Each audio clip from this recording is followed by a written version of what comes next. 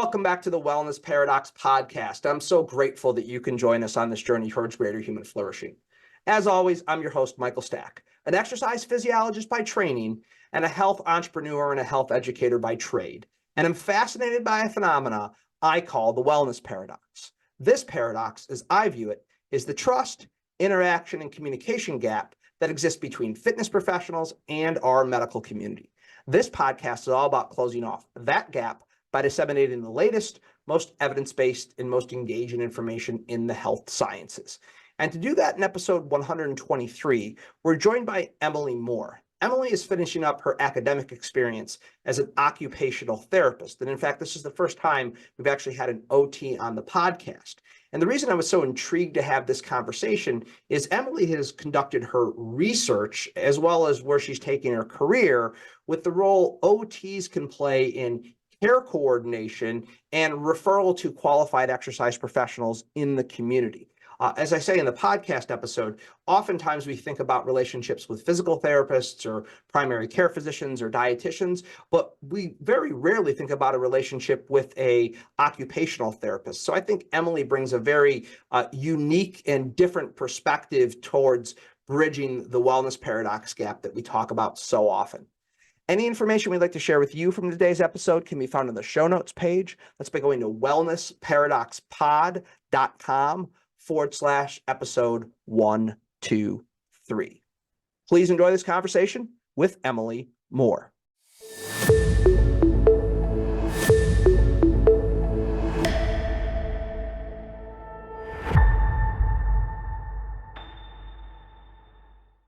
Today, we're delighted to be joined by Emilee Moore. Emilee, thank you so much for joining us. Yeah, thank you for having me. So big shout out to a friend of the podcast, David Geslack, who is the reason that you are here as a guest. Yeah, you're doing some interning for David right now at Exercise Connection, and I'm sure our audience remembers him from the couple of episodes he's been on. So David, thank you so much for introducing Emilee to me for what I think is going to be a really interesting conversation. I think our paths are very similar and aligned in terms of what we're trying to do. But before we dive into this discussion, why don't you just tell us a little bit more about yourself and your background to provide some context for the conversation? Yeah, absolutely. So my name is Emilee Moore. I am currently completing my doctorate in occupational therapy at St. Ambrose University. So I am here at Exercise Connection, like Mike said, on my last and final rotation. It's called my doctoral capstone rotation. And I'm doing it in fulfillment of my research. My doctoral capstone project is in regards to making physical activity accessible and inclusive for those with disabilities.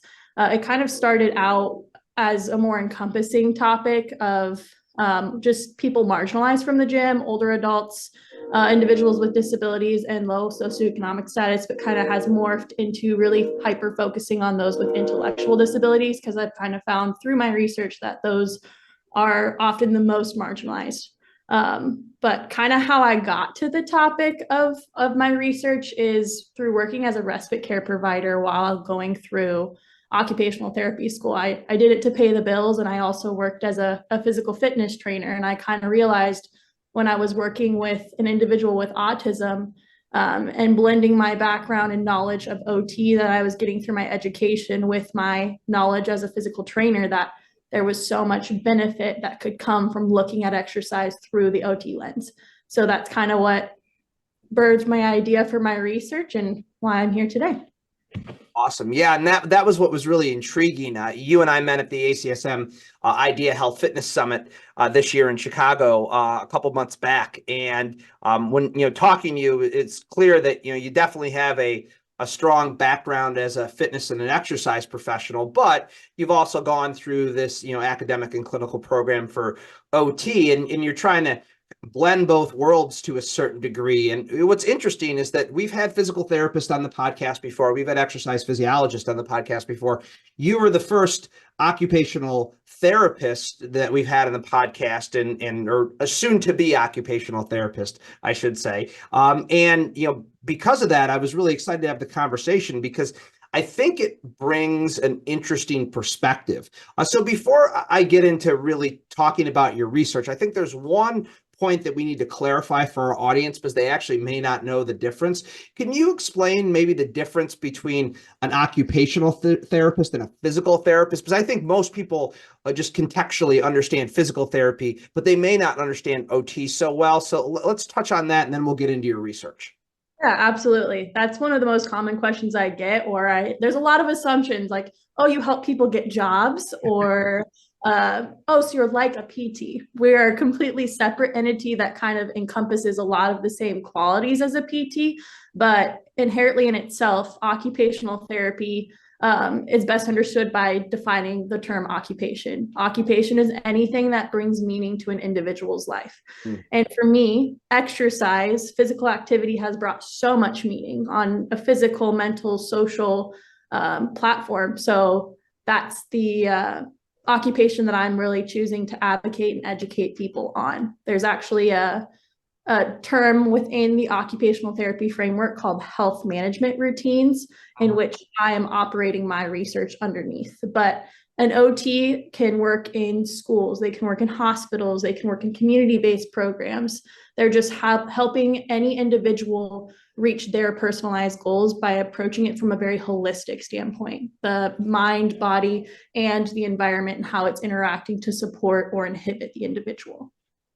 Awesome. That's a great way to frame that up, and very, very helpful, because as you said, the name occupational therapist connotes, all kinds of things that I don't think are necessarily, accurate as to what the profession does. So diving in a little bit, let's talk about your research in particular, specifically the role occupational therapists can play in care coordination and helping assist patients get referred to qualified exercise professionals. In some sense, your role as an OT in bridging the wellness paradox that I talk about so often. Yeah, absolutely. So the research that I presented where I met you at ACSM was exactly that, how occupational therapists can bridge the gap. So not only do I believe that this is the role that we can play, there's a lot of really big associations like the World Health Association that are noticing such the vital role that occupational therapists play in preventative healthcare. So kind of our current model of practice is physicians are diagnosing individuals with diabetes or chronic health conditions and saying, okay, go out, exercise, eat healthy, but aren't giving people the tools to do it. People go out, they look up online all these fad diets and exercise routines and come back 3 months later with the same problems or maybe even worse than they were off before. On the other side of that, we have these fitness professionals who are qualified to work with special populations, who are informed on nutrition and how to build an exercise program, but they're not communicating with the patients or the doctors. Mm-hmm. So I really think that the role that OT can play is to come in and fill that gap, be that communication center to aid in that continuum of care. A physician can refer you to an occupational therapist, and an occupational therapist can have this toolbox of all the resources within the community to be like, Jill, you enjoy water aerobics. You have a lot of arthritis and you need a low impact exercise. Here's Bill. He's a special aquatics exercise professional, and I'm going to send you over to him so he can help motivate you and provide you with services that you're interested in and make it a routine rather than just offhandedly trying to go to a large gym, do something by yourself, and maybe even getting injured. So that's kind of the dream that I have created for myself. And there's actually an article that was posted in 2020 from the American Occupational Therapy Association that calls out occupational therapists for this role in health promotion, and basically states that we need to become more integrated in the communities and advocate for more community-based wellness opportunities, like getting into the typical gym setting. So I think it's a really cool opportunity that occupational therapists have to promote that preventative healthcare model rather than working on the opposite side on that sick care. Yeah, that definitely resonates with a lot of what we talk about in this podcast. Certainly, we had that conversation when we were in Chicago. Yeah, I'm curious. You said that's kind of the ideal state. Talk about the current state maybe, and then what are some things you think we might need to do, or your profession might need to do to move towards that ideal state? Yeah, absolutely. So I think a lot of times what's happening right now is the settings that occupational therapists are working in are in rehab clinics or outpatient clinics. So people are coming in, getting diagnosed with illnesses, maybe getting sent to the hospital. And then after that, we're seeing them and we're teaching them how to have proper body mechanics to do things like put on your clothes, move your laundry, so we're doing it after the injury or after the illness has already occurred, which it plays a very vital role in the recovery process. But what if we flip the table and we taught people proper body mechanics and got them connected with the right fitness professionals, healthcare professionals, the right wellness team before those illnesses ever occurred?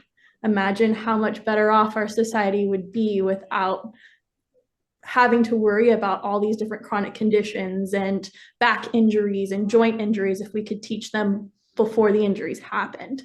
Kind of how it can shift. There's currently a big push within the occupational therapy profession moving into primary healthcare physician offices. And kind of the dream that I have is that gyms will also bring on occupational therapists to help aid in that entry process. So doing some primary health screenings, motivational interviewing, and figuring out really how to connect with those people right when they enter into the door. Because I think another really big factor that not a lot of people take into consideration is the motivation that it takes to start a new routine. OT is really embedded in those routine-based therapies. Or those routine-based everyday activities. So how do we motivate you to make this an everyday activity that you enjoy doing rather than making it a chore that eventually you're going to fall off the wagon 3 months down the road when it's not motivating anymore? Yeah, I find that really interesting, and I hadn't really thought about it until you mentioned it. The idea of kind of an OT, on site in a health and a fitness center to, be part of that onboarding process, part of that behavior change process. Talk for a second about that element, because I think that's an important part of the conversation. And I guess the specific question is, and because I wasn't even aware of this, what is the training and the education look like for OTs around, you mentioned motivational interviewing and behavior change. I think we think of OTs or PTs, sometimes we think it's, they're kind of just doing stuff with the body, not necessarily with the mind as much. So maybe touch on the coaching element, if you will. Yeah, absolutely. So there was a whole entire semester of my schooling dedicated towards these health behavior changes. There's a lot of different theories that we can follow within the OT practice to really address not only the physical health, but the mental health. In quite a few states throughout the United States, occupational therapists are qualified mental health professionals. And so it really is an all-encompassing profession in which we get to approach the person not only through their physical health, but their social. Do you have the social supports you need to make these life changes? What types of activities or people are you surrounding yourself with that are setting you up for success and or failure?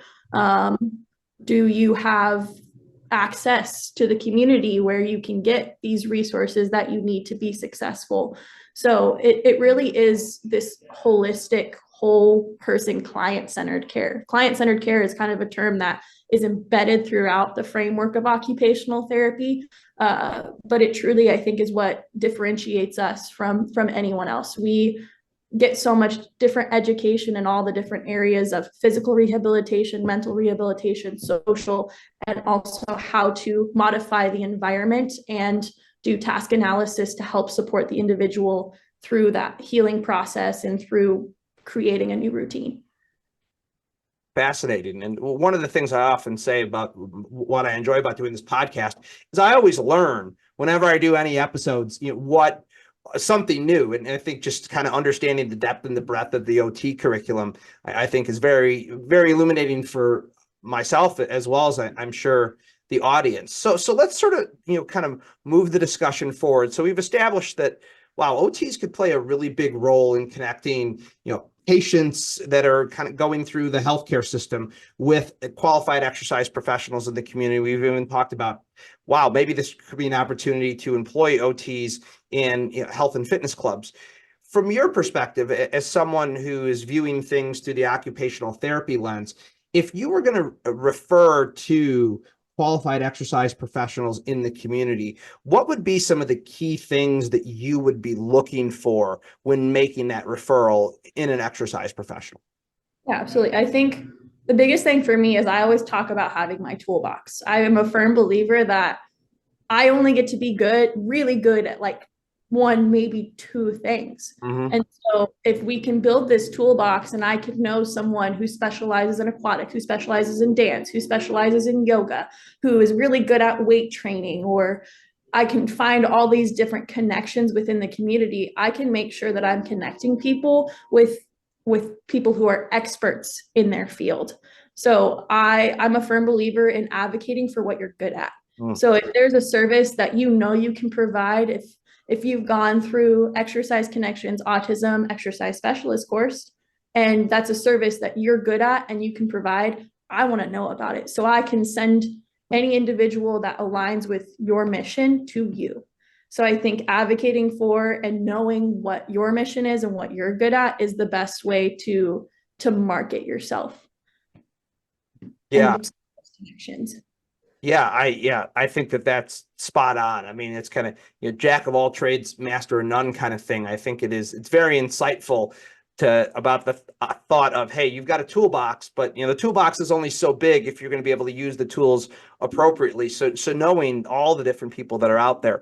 What I'm also curious about too, and I listen to all the different areas you might refer out to. I mean, you talked about dance, you talked about aquatics, you talked about weight training. From an occupational therapy perspective, how do you think about exercise prescription for somebody? Because I think sometimes in the fitness space, and you've been a part of this space, we think of it as, all right, you do cardio and you lift, and then that's it, right? It's those two things. But clearly, as an OT, you're thinking about things a little bit more broadly. Maybe you could touch on that for a second. Yeah, absolutely. I think that physical activity kind of gets a bad rep sometimes. Like going into the gym, working out for an hour, getting really sweaty and putting yourself in uncomfortable positions, it's really not for everyone. Me personally, I love it. I love the mental challenge of it. But when we think about physical activity, it truly is just getting your body moving. So in grad school, when I was in the didactic portion of the program, I actually gave a presentation about how your daily living tasks burn calories. Something as simple as parking at the back of the parking lot, the grocery store, and walking and pushing your grocery cart burns calories. Mowing your lawn burns calories. Putting your groceries away burns calories. Getting dressed burns calories. So it's kind of redefining what physical activity means and figuring out what people's area, like interest areas are, and educating them that, like, hey, you can burn just as many calories in a Zumba class as you can walking on the treadmill for an hour. If you enjoy dancing, let's put you in something that you're going to stick with, and that can become something you look forward to rather than something you dread. So I think it's getting to know the people that you're working with and understanding that physical activity is not just confined to lifting weights and walking on a treadmill. It really can be any activity. It's just getting creative to meet the needs of the client. I'd like to take a quick break from today's episode to tell you a little something about one of our sponsors. As all of you are well aware, addressing the wellness paradox is a lifelong passion project for me. And when you're going to go on a long journey, it's difficult to go it alone. You need to find like-minded individuals that are willing to go on that crusade with you. And that's exactly what I found at the MRF Institute. The team over at the MRF Institute creates educational content for fitness and wellness professionals who are serious about becoming a part of our healthcare continuum. Getting on the healthcare continuum is all about leveling up our skills to be looked at as that valued resource provider. The wellness paradox is certainly an avenue for you to do that, but we need many different levers to pull if we're going to get there. And the MRF Institute is definitely one of those levers. You can go to their website, mrfinstitute.com, inclusivity.org to find all kinds of great, informative, free informational content. And if you choose to engage with any of their paid content, they've created a coupon code specifically for Wellness Paradox listeners. You can enter in WP 2022, that's WP, and then the number 2022 to the website at checkout to receive a 15% discount on your purchase. I highly recommend you go check out mrfinstitute.org. Now back to today's episode.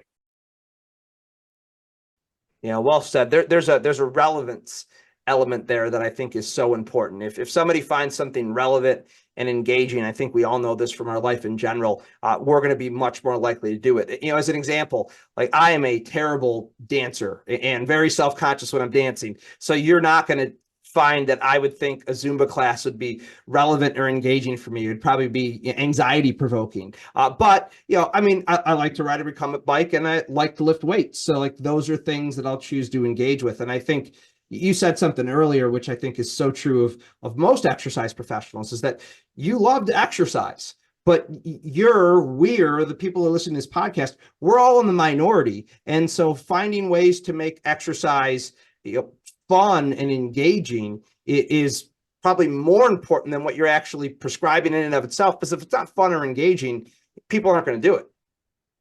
Absolutely. Yeah. I think it's so important to listen to what the client wants and what the client, like what's important into their routine. Mm-hmm. If I try and say you need to exercise an hour every single day, but you have a super busy schedule and you don't value what I'm trying to tell you to do, you're absolutely not going to do it. So figuring out the meaning, the routine, and how to implement it into their life to bring meaning to them, not necessarily what I think is going to be the best thing for them. Yeah. Well said.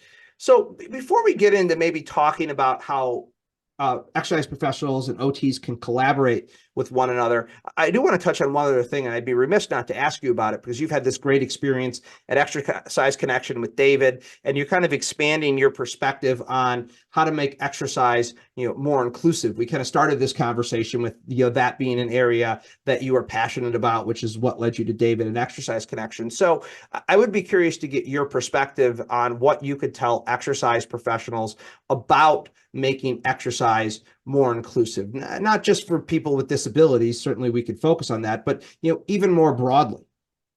Yeah, I think that communication is the biggest piece of that. And that's a lot of what is embedded throughout the programs here at Exercise Connection. It's based in 28 different evidence-based practices, which I think is another really important part, making sure that you're providing quality services by getting the education, the certifications that you need. But communication. So I've worked with individuals with autism throughout my education, throughout my different side jobs as an ABA therapist, as a respite care provider, and now here at Exercise Connection. But communication doesn't just mean verbal. It means with your body language. It means using visuals. And I think that communication and pictures, trying to think of how to say this best, but pictures are worth 1,000 words for those with intellectual disabilities, for those with a language barrier. And so if we can embed these visuals throughout the gym setting and make it a more welcoming place, changing the different advertisements. A lot of times advertisements post pictures with six-pack and these shredded people, but that's not appealing to the general population. So we have to think about how are we setting up the environment and how are we communicating in clients to make it look like it's an attainable thing. We have to really take a different perspective than the exercise professional and understand what it looks like walking into the gym for someone who is novice.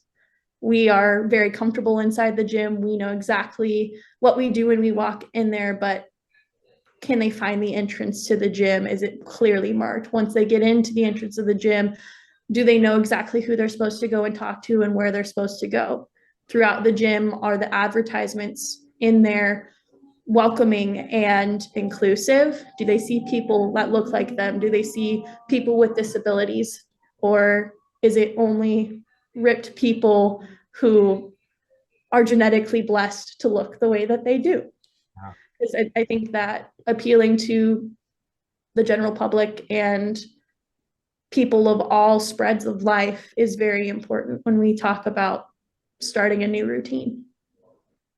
Yeah, that's a great perspective. And you are right, is that most advertising for health and fitness clubs, programs, and so on, it is, the young, fit, healthy, ripped, disproportionately in many cases, Caucasian. You see fewer pictures of people, with different ethnic backgrounds. Certainly, you see even fewer images and videos of people with physical and intellectual disabilities. So I do think being conscious of that is so important. And one of the things that I love about the work that you guys do at Exercise Connection is, David and you guys create your own stuff. Like, you're not going and getting stock images from iPhoto online. Like, you're actually taking pictures of the real people that are doing the things that you're doing. And two things. One, I think that's so powerful because other people can see somebody who's like them modeling the behavior. And two, the reality is that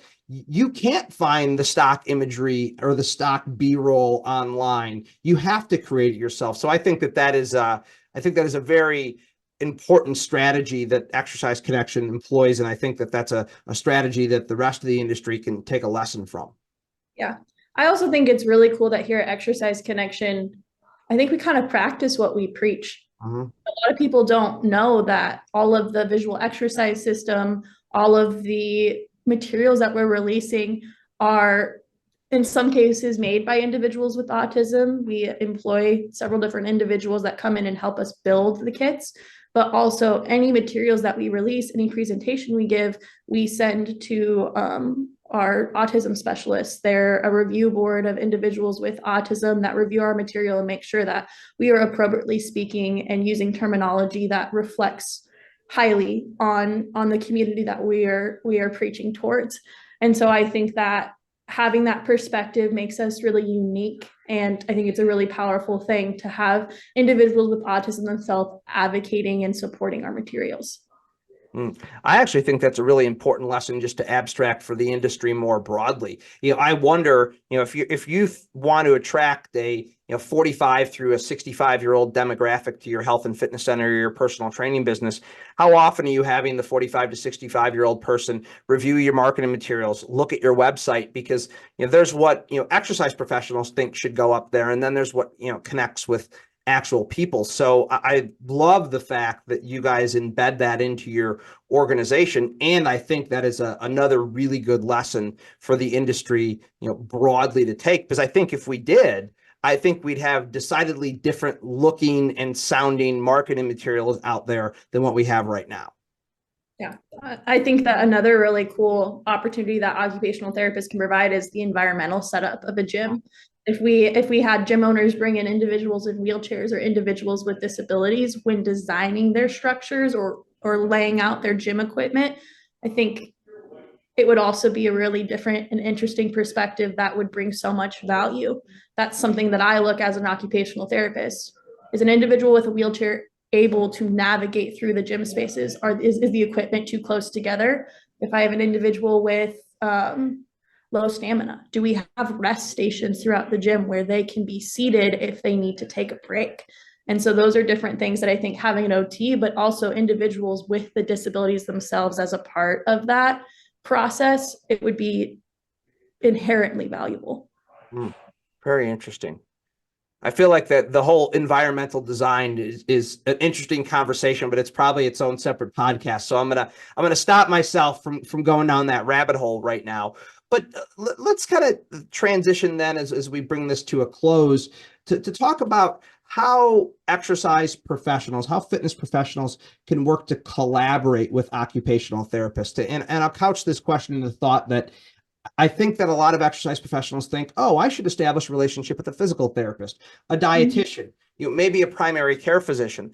I don't necessarily think, OT is on the top of that list, but after having this conversation, it's clear that there's a great opportunity to collaborate. So from your perspective, as somebody who takes the OT lens and filters things through it, How would you like to see exercise and fitness professionals collaborate with OT? And maybe what are some of the best practices you can give an exercise professional who's listening about how they could engage the occupational therapist community?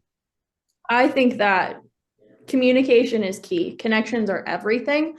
And I have to know that your service exists in order to send someone to your service, and vice versa. I think that it's a continuum that goes in both directions. If you have a client that's exercising that you notice needs some OT, needs some motivational interviewing, needs some body mechanics, maybe some modalities, it can be a relationship that goes in both directions. So knowing what you're good at and being able to communicate that and get out into the community and say, this is what I do, this is what I'm good at, this is the service I'm able to offer. And so then I have that in my back pocket when I have clients come through my door, and I can say, oh, I can send you over to Mike. He can help you out with that. He specializes in this service. So I think connections are everything within the wellness business. You have to get your name out there. And I think also you have to get the certifications to back.